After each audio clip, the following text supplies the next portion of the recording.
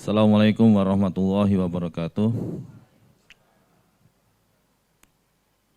Alhamdulillah, wassalatu wassalamu ala rasulillah, wa ala alihi wa ashabihi wa man wala, amma ba'du.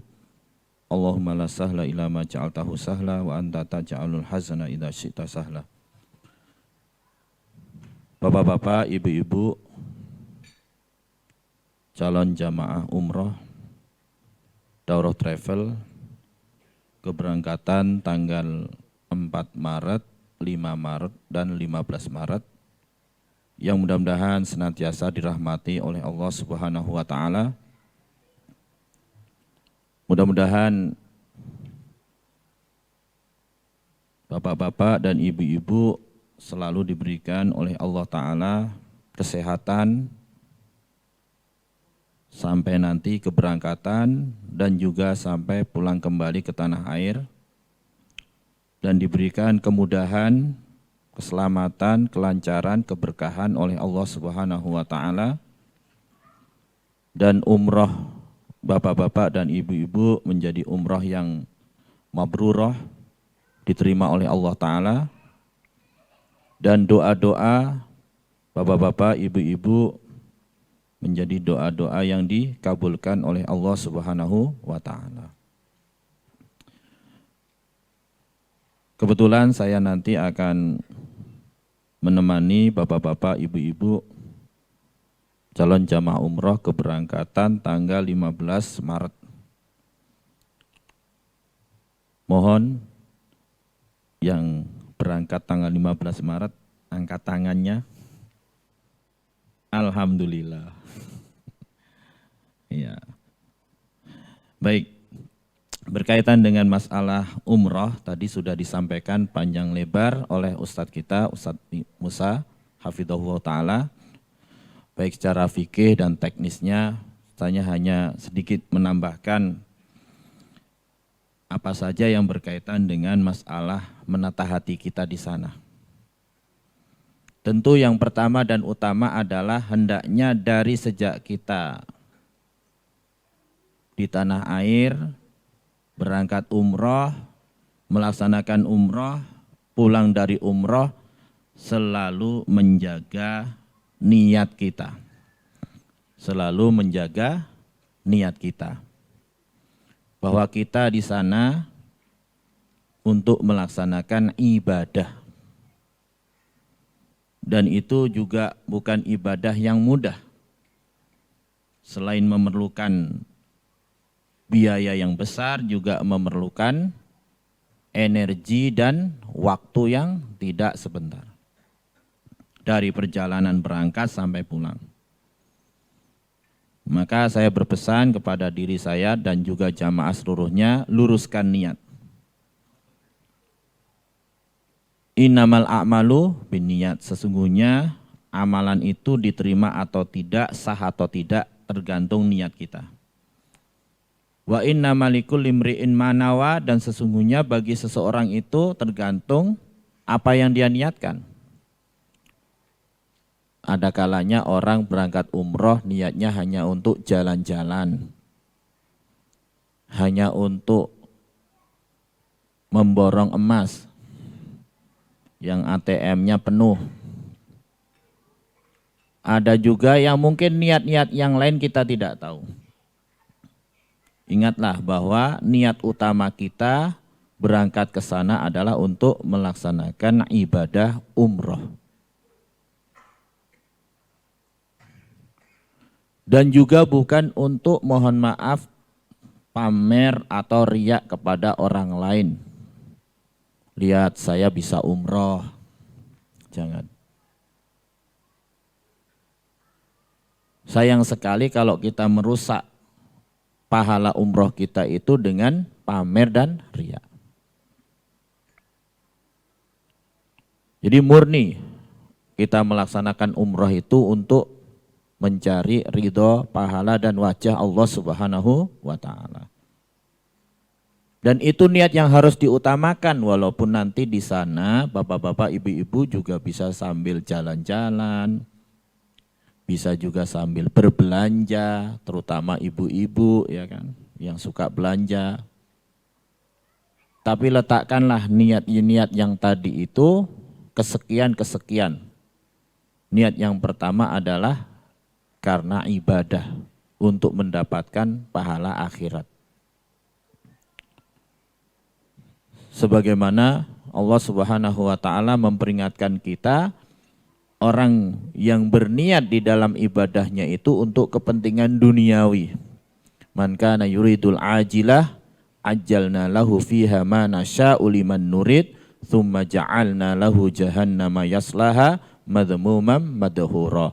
Wa man aradal akhirata wa sa'alaha sa'yaha wa huwa mu'min fa ulaika kana sa'yuhum mashkura. Al-Isra ayat 19 ya. Man kana yuridul ajilah, barang siapa yang menghendaki ajilah, yaitu apa? Balasan dunia, balasan yang segera. Seperti misalnya ingin pamer, ingin mendapatkan rezeki yang banyak dengan umrohnya. Ajalna lahu fiha ma nasya'u liman nurid, maka kami akan segerakan untuknya di dunia ini sesuai dengan kehendak kami. Nah, ternyata apa? Orang yang menghendaki pahala dunia, balasan dunia, enggak semuanya diberi oleh Allah Ta'ala. Dan kalaupun diberikan balasan duniawi enggak sempurna. Belum tentu sempurna, ada yang dapat, ada yang enggak.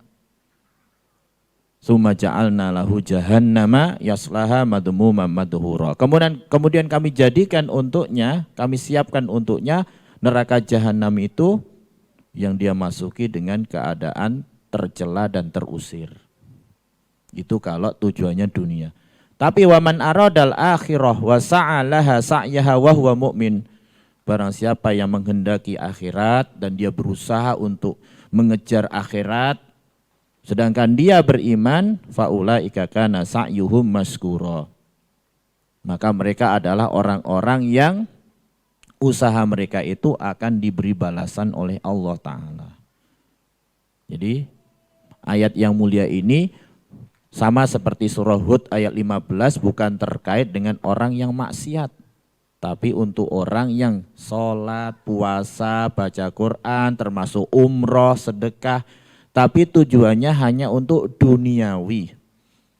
Kenapa kamu umroh? Ya karena kalau umroh katanya rezeki saya dilapangkan oleh Allah. Nah, betul, tapi jangan dijadikan tujuan utama. Tujuan utama kita adalah untuk pahala akhirat. Karena kalau kita tujuannya pahala akhirat, bapak-bapak, ibu-ibu, ikhlas, ya, pahala akhirat pasti kita dapatkan insya Allah, dan pahala dunia pun tidak akan disia-siakan oleh Allah Ta'ala. Karena tidak ada ceritanya orang umroh, ikhlas, kemudian pulang-pulang miskin.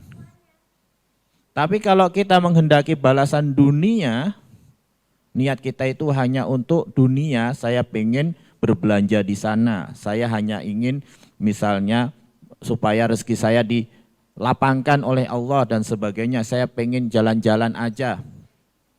Dunia belum tentu dapat. Akhirat apalagi pasti tidak dapat karena dia bukan jadi tujuan utamanya. Jadi meluruskan niat. Kapan kita meluruskan niat? Dari sebelum kita berangkat, ketika kita berangkat, ketika kita melaksanakan umroh, dan ketika kita sudah pulang ke tanah air pun harus selalu menjaga niat kita. Ya kadang-kadang, mohon maaf ya, karena terbesit dalam hati itu pengen mendapatkan pujian. Kemudian dia cerita-ceritalah kepada orang-orang tentang pengalaman umrohnya, saya khusyuk banget ibadah di sana dan sebagainya. Kalau ibadah itu bisa kita sembunyikan, maka lebih baik kita sembunyikan. Tapi bukan berarti orang-orang di sekitar kita itu sama sekali enggak ada yang tahu kalau kita umroh, enggak juga.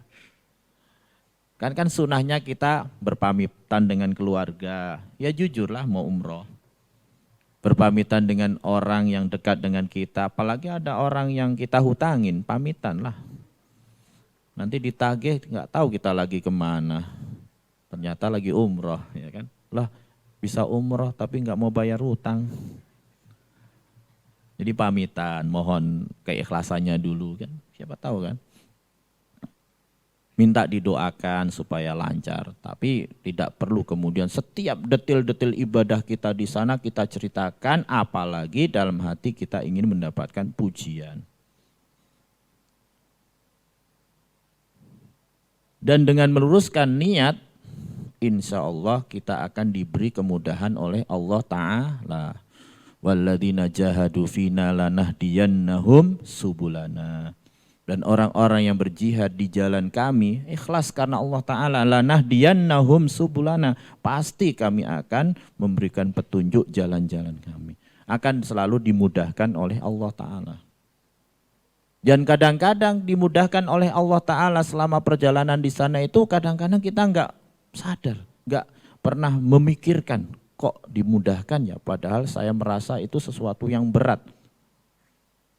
Yang kadang-kadang seorang menganggap saya ini kayaknya nggak kuat nanti di sana, lemah, ternyata dimudahkan oleh Allah Ta'ala. Berapa banyak yang sudah lanjut usia, beliau pikir beliau tidak mampu, tawaf, sa'i, ternyata dengan meluruskan niat dimudahkan oleh Allah Ta'ala. Karena di sana itu kita sering mendapati hal yang luar biasa insya Allah. Jadi dimudahkan oleh Allah Ta'ala dengan meluruskan niat. Kemudian yang berikutnya mungkin yang saya ingin pesankan juga adalah bahwa bapak-bapak, ibu-ibu ketika berangkat ke umroh, dari sejak keberangkatan itu dalam satu wadah hendaknya selalu menjaga ukhuwah Islamiyah, menjaga kekeluargaan. Karena kita nanti berada di dalam satu wadah, bahkan kita seperti satu keluarga. Seperti satu keluarga. Di mana kewajiban keluarga kepada keluarga yang lain adalah saling melindungi, saling membantu, menolong, ya kan? Jadi yang tua menyayangi yang muda juga menghormati yang tua, menghindarkan apapun hal-hal yang menimbulkan perselisihan. Rasulullah SAW bersabda, man hajja walam yarfuth walam yafsuk raja'a ka yaumin waladathu ummuh. Barang siapa yang haji lalu dia tidak yarfus, yaitu mengucapkan kata-kata yang kotor, atau ada yang menafsirkan yaitu berhubungan suami istri, walam yafsuk, dan tidak melakukan kefasikan, maka dia akan kembali seperti bayi yang dilahirkan. Memang hadis yang mulia ini kaitannya dengan orang yang haji, tapi larangan rofas, melakukan kefasikan juga berlaku bagi orang yang mengerjakan umroh. Yaitu hal-hal yang menimbulkan perselisihan, perdebatan, perkelahian, kita tinggalkan. Jangan sampai ketika umroh isinya berantem melulu.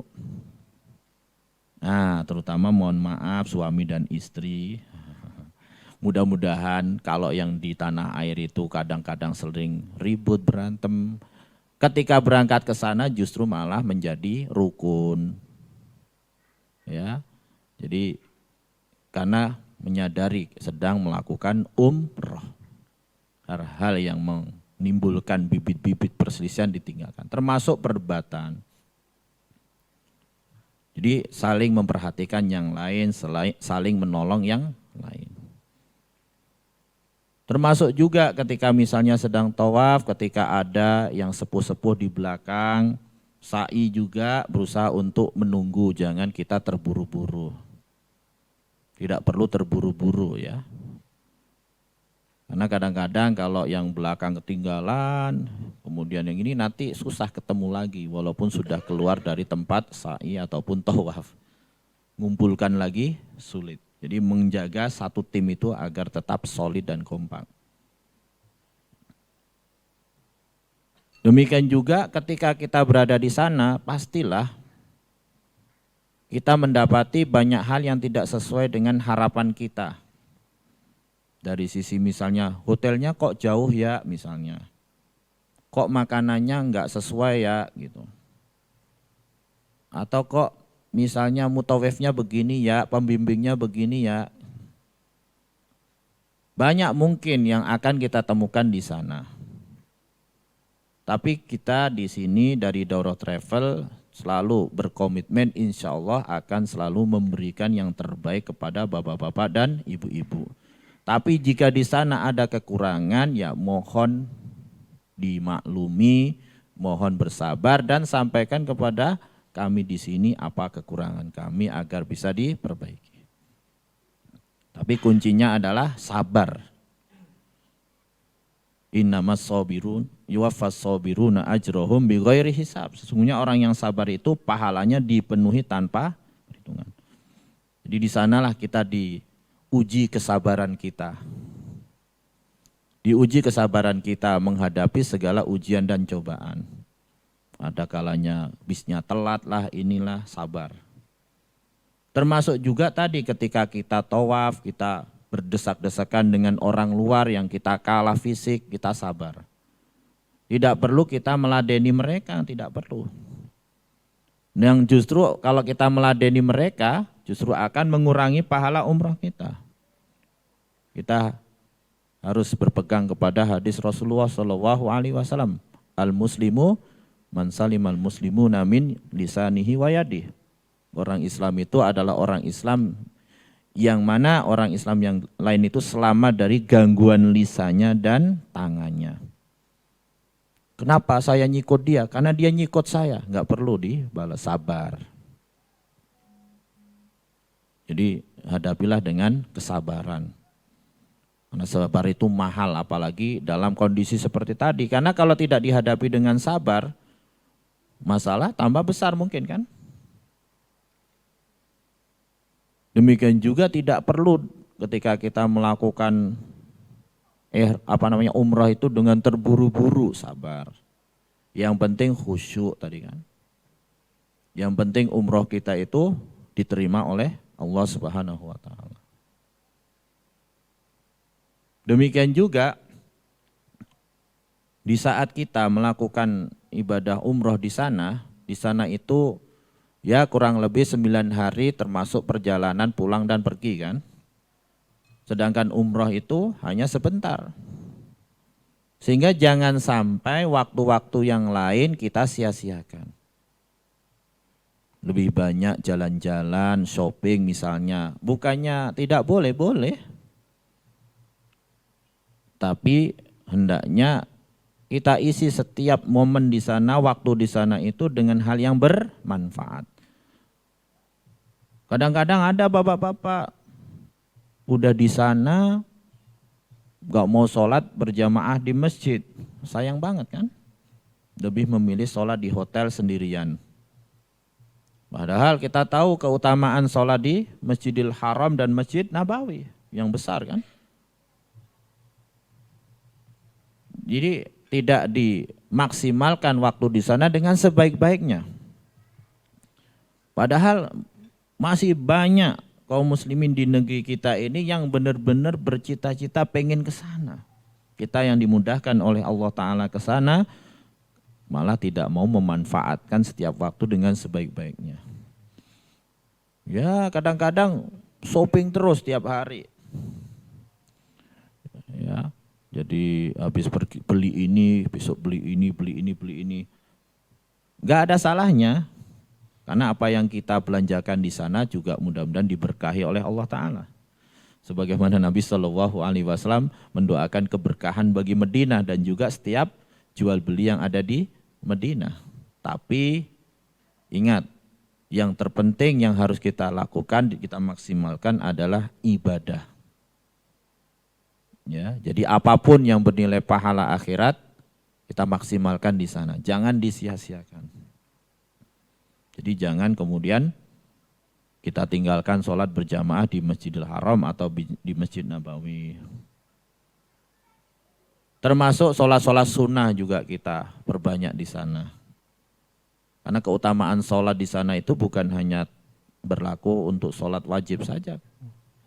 Semua sholat termasuk sholat-sholat sunnah juga. Demikian juga zikir-zikir, perbanyak zikir di sana. Juga maksimalkan. Nah, biasanya kalau yang mau berangkat umroh itu selalunya ada titipan-titipan doa. Itu amanah kan? Tolong ya doain saya supaya gini ya. Ya insya Allah. Kita kadang-kadang cuman ya insya Allah, tapi di sana nggak bener-bener ngedoain. Kadang karena bingung di sana, karena yang baru pertama ke sana bingung. Ternyata suasana berbeda, kondisinya berbeda, bingung dan sebagainya. Maka sebaiknya kalau ada titipan-titipan doa itu ditulis, karena itu amanah. Boleh juga ditulis di HP. Nanti di waktu-waktu yang mustajab doa, seperti ketika tawaf, bisa juga ketika setelah sholat sunnah tawaf, atau ketika sa'i, ketika berada di atas bukit Sofa atau di bukit Marwah, kita keluarkan doa-doa tadi dengan tulus ikhlas. Jadi kalau sudah disusun doa-doa titipan tadi, insya Allah tersampaikan semua amanah dari saudara-saudara dan keluarga kita di tanah air. Kalau enggak, bingung ya, mau doa apa ya, bingung. Bahkan kadang-kadang mohon maaf zikir-zikir yang sudah kita hafalkan yang sesuai dengan tuntunan Nabi SAW ketika menghadapi kondisi situasi itu kok beda, lupa. Apa yang harus diucapkan nih, apa yang harus dibaca ini. Jadi persiapan itu penting banget ya. Termasuk persiapan teknis, banyak hal-hal yang tidak sesuai dengan harapan karena tidak ada persiapan teknik yang maksimal. Jadi tulis doa-doa tersebut. Demikian juga dalam melaksanakan ibadah juga tentu setiap orang punya kemampuan. Ya, terbatas. Maka fattaqullaha mastata'tum. Bertakwalah kalian kepada Allah Ta'ala semampu kalian. Artinya jangan memberat-beratkan. Nah, kadang-kadang ketika yang turun di Madinah dulu, baru kemudian nanti umroh, dia karena bersemangat untuk ibadah, maka dia tawaf, dia di Madinah sholat terus, kemudian terus kan jalan-jalan terus. Nanti ketika umrohnya malah capek. Jadi tujuan utama umroh itu harus diperhatikan. Ya, makanya tadi Ustadz bilang kalau umroh dulu lebih enak ya, capek dulu baru kemudian santai. Tetapi yang ke Madinah dulu juga supaya bisa beradaptasi. Dan kalaupun bersemangat ibadah juga sesuai kemampuan. Karena kalau sudah umroh insya Allah nggak ada masalah. Tapi kalau belum harus dihemat-hemat tenaganya. Jangan buang-buang, kecuali memang itu sangat penting sekali. Kadang-kadang ada juga yang memaksakan diri ketika di Bukit Uhud itu untuk mendaki kan. Ya memang itu tidak sunnah, walaupun kadang ya boleh aja kalau pengen tahu. Cuman kadang-kadang tidak melihat kemampuan. Mendaki tuh capek banget, akhirnya sakit. Mudah-mudahan kita selalu diberikan kesehatan oleh Allah Subhanahu wa Ta'ala. Sepertinya itu saja mungkin yang bisa saya sampaikan karena tadi sudah disampaikan panjang lebar oleh Ustadz Musa. Kurang lebihnya mohon maaf, sekali lagi mudah-mudahan jamaah Daurah Travel selalu diberikan kesehatan, keselamatan, keberkahan dan umroh bapak-bapak dan ibu-ibu menjadi umroh yang mabrurah dan doa-doa bapak-bapak ibu-ibu selalu dikabulkan oleh Allah Subhanahu wa Ta'ala. Demikianlah kurang lebihnya. Assalamualaikum warahmatullahi wabarakatuh.